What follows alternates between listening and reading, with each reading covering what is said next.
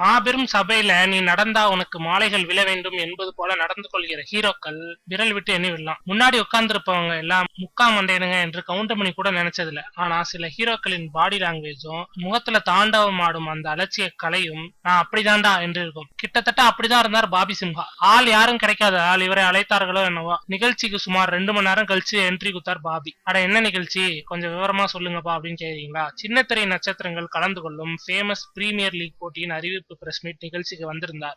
வரவழைக்கப்பட்டிருந்தார் Bobby Simha. ஸ்பாட்டுக்கு அவர் வருவதற்கு நிறைய காலதாமதம். வந்தவர் முகத்துல சிரிப்பு ஈயாடவில்லை. அதை இன்னும் வலுப்படுத்துவது போல ஒரு சுயங்கத்தம் நின்று கொண்டே எதிர்ப்பவர்களை நோட்டமிட்டார். போட்டி எங்கு நடக்கிறது, எப்படி நடக்கிறது, யார் யாரெல்லாம் விளையாடுறாங்க என்பதை அறிவித்து முடித்ததும் மைக்கை பிடித்தார் பாபி சிம்ஹா. நானும் கார்த்தியும் ஒரு தடவை லைட்டா தண்ணிய போட்டுட்டு இருந்தோம். அப்ப டிவில கிரிக்கெட் ஓடிட்டு இருந்துச்சு. இதுல யார் இந்தியா யாரு பாகிஸ்தான் கேட்டேன். கார்த்தி சொன்னா, அட லூசு, இதுல இந்தியாவே ஆடலடா என்று. என்னுடைய கிரிக்கெட் அறிவு அவ்வளவுதான் என்ற. பொருத்தமான ஆளதான்ப்பா கூட்டிட்டு வந்திருக்கீங்க. All the best famous premier league.